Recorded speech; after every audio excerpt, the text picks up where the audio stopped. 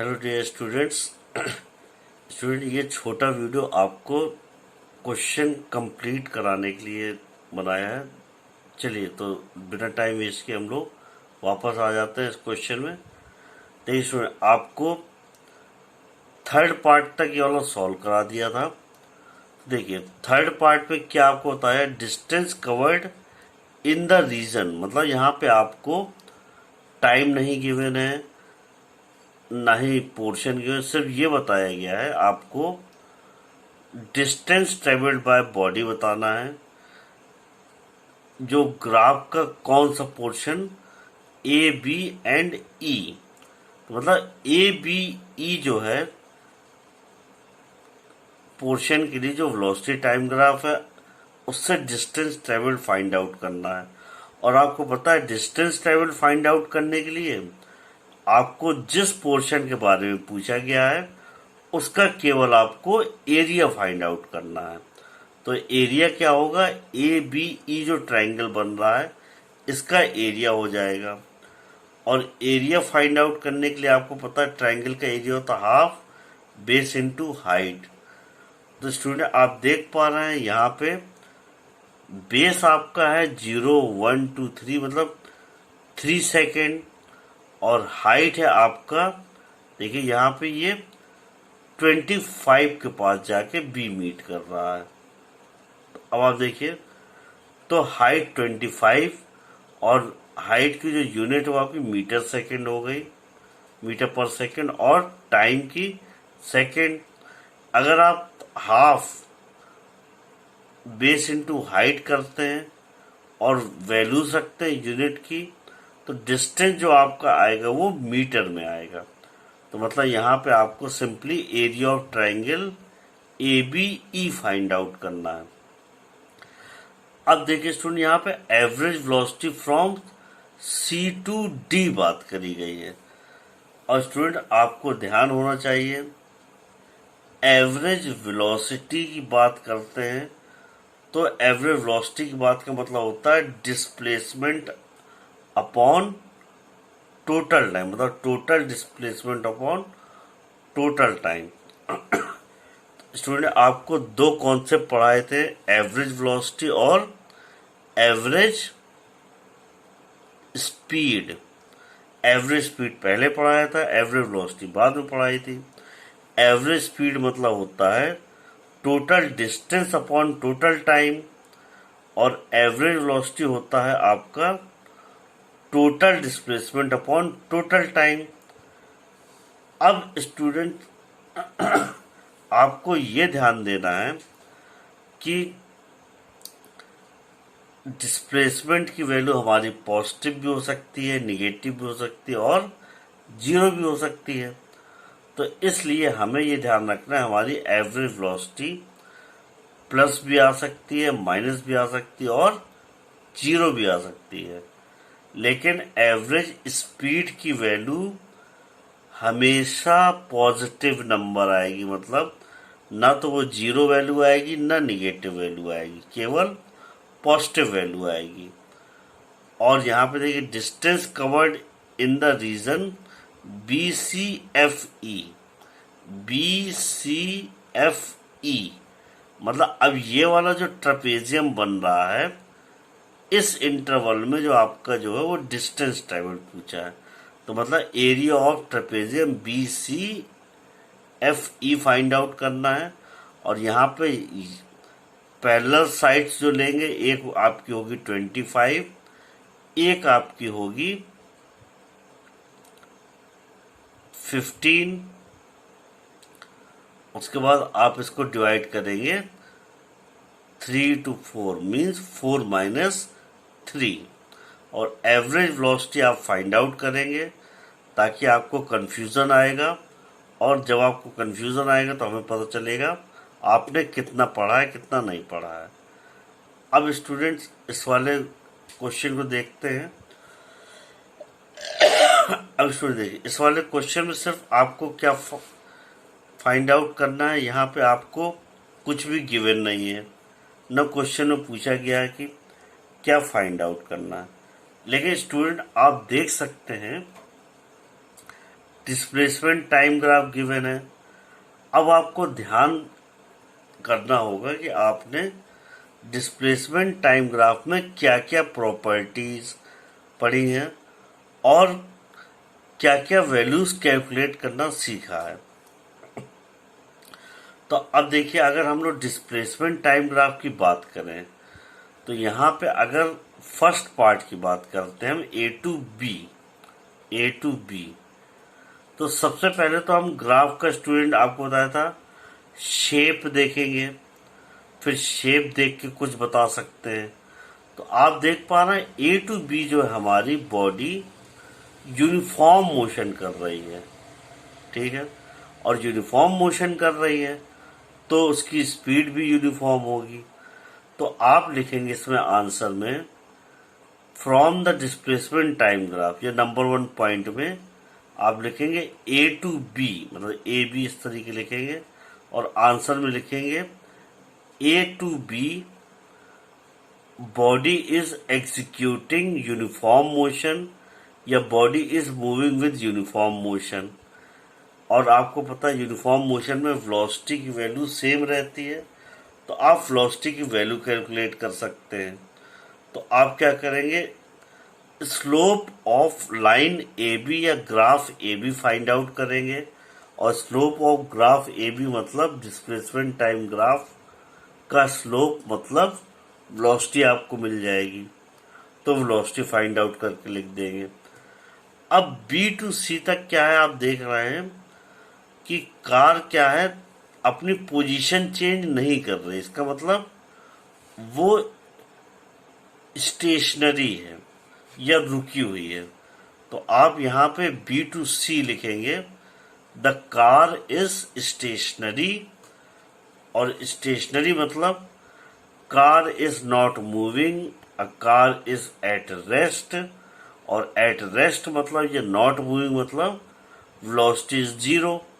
और अगर आप इसका स्लोप निकालते हैं तो स्टूडेंट्स आपको स्लोप 0 मिलेगा। क्यों?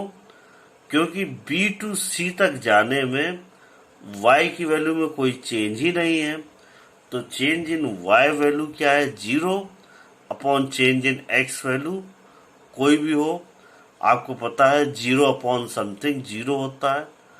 तो यहाँ पे चेंज इन y मतलब 0 upon change in x 7 minus 5 2, तो 0 अपॉन 2 0 मीटर पर सेकेंड आएगा। तो यहाँ पे बी टू सी तक हमारी बॉडी रेस्ट पे है, स्टेशनरी है, और वो अपनी पोजीशन चेंज नहीं कर रही है। इसका मतलब क्या है, वेलोसिटी 0 है। क्यों? क्योंकि स्लोप 0 है। अब सी टू डी तक देखिए स्टूडेंट्स, सी टू डी तक बॉडी अब क्या है, वापस टर्न लेके आ रही है। तो आप लिखेंगे body is moving with uniform acceleration. Student यहाँ पे क्या है, डिस्प्लेसमेंट टाइम ग्राफ है। अब आप देख रहे हैं बॉडी जहां से स्टार्ट करती है, अब वो उसका डिफरेंस पॉइंट से तो डिक्रीज हो रहा है, लेकिन तो डिस्प्लेसमेंट डिफरेंस पॉइंट से डिक्रीज हो रहा है, लेकिन डिस्टेंस तो ट्रेवल कर ही रही है। तो आप लिख सकते हैं सी टू डी तक, इंपॉर्टेंट है, ध्यान दीजिएगा स्टूडेंट, सी टू डी तक जो मोशन हो रहा है वो आपका है यूनिफॉर्म मोशन।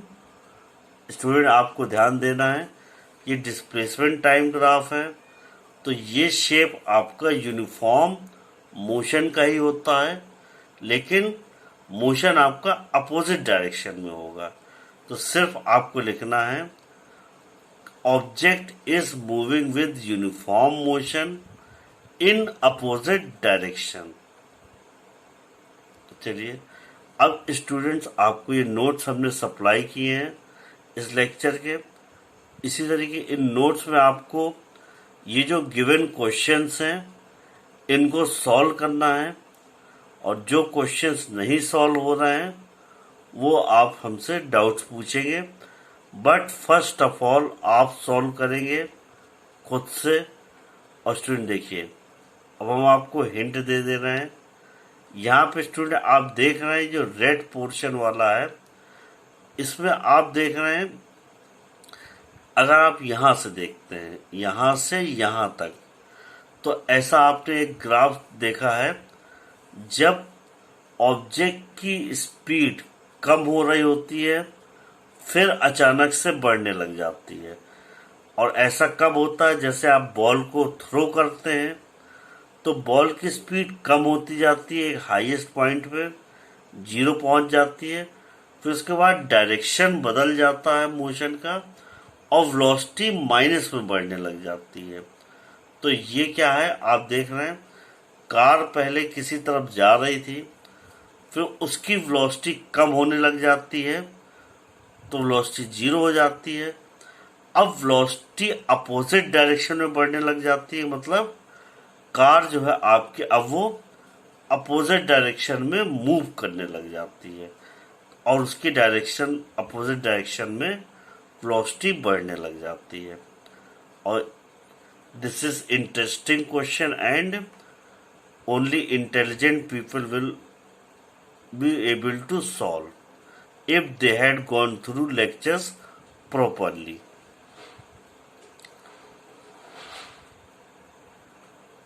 अब स्टूडेंट देखिए, इस वाले क्वेश्चन में स्टूडेंट आपको ध्यान देना है, इस वाले क्वेश्चन में आपको ध्यान देना है कि ये यूनिफॉर्म एक्सेलरेशन हो रहा है, वेलोसिटी टाइम ग्राफ गिवन है, यहाँ से यहाँ तक कांस्टेंट वेलोसिटी है, मतलब यूनिफॉर्म मोशन है, यहाँ से यहाँ तक यूनिफॉर्म रिटार्डेशन हो रहा है, मतलब यूनिफॉर्म रिटार्डेशन की वैल्यू है आपको फाइंड आउट करनी होगी, मतलब ओ टू बी तक यूनिफॉर्म एक्सेलरेशन हो रहा है और ये वेलोसिटी टाइम ग्राफ है। तो ओ टू बी तक आप स्लोप फाइंड आउट करके एक्सेलरेशन की वैल्यू फाइंड आउट कर सकते हैं और सी टू डी तक स्लोप फाइंड आउट करके रिटार्डेशन की वैल्यू फाइंड आउट कर सकते हैं और टोटल ग्राफ का एरिया फाइंड आउट करके टोटल डिस्प्लेसमेंट फाइंड आउट कर सकते हैं। तो स्टूडेंट आपको ये क्वेश्चन सॉल्व करना है, आप जो जो इसमें सॉल्व कर सकते हैं। अब देखिए, इस वाले क्वेश्चन में आपसे पूछा गया है distance travelled by the car from time t1 equal to 6 second to time t2 equal to 12 seconds. तो मतलब जो डिस्टेंस ट्रेवल किया है कार ने t1 equal to 6 to t2 equal to 12 second तक, वो फाइंड आउट। अब स्टूडेंट इधर देखिए इस वाले ग्राफ में, ऐसे आपको इस वाले ग्राफ में भी देख के सॉल्व करना है।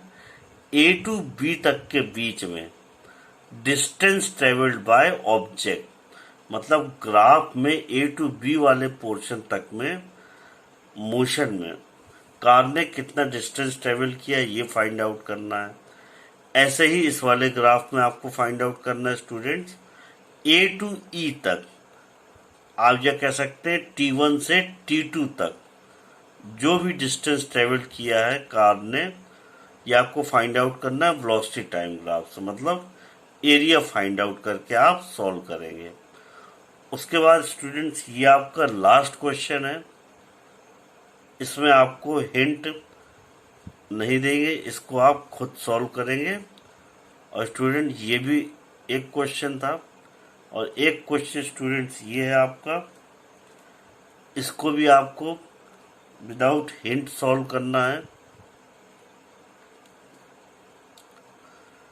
तो स्टूडेंट ये वाला जो क्वेश्चन है आपको, इसको भी आपको विदाउट हिंट सॉल्व करना, और ये आपके क्वेश्चंस गिवन है। आपको एवरेज स्पीड फाइंड आउट करना है फॉर फर्स्ट 2 आवर्स, मतलब केवल 0 से 2 तक, और फिर उसके बाद आपको फाइंड आउट करना है what did athlete do between 2 to 3 hours, मतलब एथलीट ने 2 to 3 आवर्स क्या किया, मतलब 2 से 3 घंटे के बीच में उसने क्या किया आपको ये बताना है। और आप ये ध्यान देंगे यहाँ डिस्टेंस टाइम ग्राफ है, एटलीस्ट 2 से 3 घंटे क्या कर रहा है, स्टेशनरी पोजीशन में है। और कोई भी एथलीट स्टेशनरी पोजीशन में कब आता है, जब वो रेस्ट कर रहा होता है। तो आप लिखेंगे athlete was resting during the period 2 and 3 hours after the start of the journey. फिर what is the average speed of the return journey, ये आपको फाइंड आउट करनी है। एवरेज स्पीड और एवरेज वेलोसिटी कॉन्सेप्ट आपको अगर क्लियर नहीं होगा तो आप इसको सॉल्व नहीं कर पाएंगे। और एवरेज वेलोसिटी और एवरेज स्पीड वाला कॉन्सेप्ट आपको फिर से जाके पढ़ना होगा। और अगर तब भी नहीं समझ में आता है तो आप हमसे बताएंगे, आपको हम ये सॉल्व करके सोल्यूशन आपको अपलोड कर देंगे एक वीडियो फॉर्म में। तो स्टूडेंट्स, आपके जो ग्राफ का, या आप कह सकते हैं ये जो मोशन का है, टफेस्ट पोर्शन आज ओवर हो जाता है। अब आपका simple equations of motion drive करानी है यूजिंग ग्राफ और उसके कुछ न्यूमेरिकल्स। तो आपको 2 वीक्स और लगेंगे इस चैप्टर को कंप्लीट करने में। और स्टूडेंट, इसके बाद आपके केवल 2 चैप्टर्स रिमेनिंग हैं। तो फिजिक्स का जो फर्स्ट चैप्टर है वो बहुत लेंदी है एंड बहुत टफ है। अगर आपको समझ में आ जाता है तो आप ये अपने आप को समझेंगे कि आप 11th के लेवल पे आ गए हैं। क्यों? क्योंकि ये जो चैप्टर है फर्स्ट वाला, even students of 11th class can't understand. तो इसलिए इस चैप्टर को आप अच्छे से 9th में समझिए ताकि आपको 11th में ये चैप्टर दोबारा ना पढ़ना पड़े। अगर नहीं पढ़ेंगे तो थ्रू आउट लाइफ ये चैप्टर आपको परेशान करेगा। चलिए, थैंक यू स्टूडेंट्स।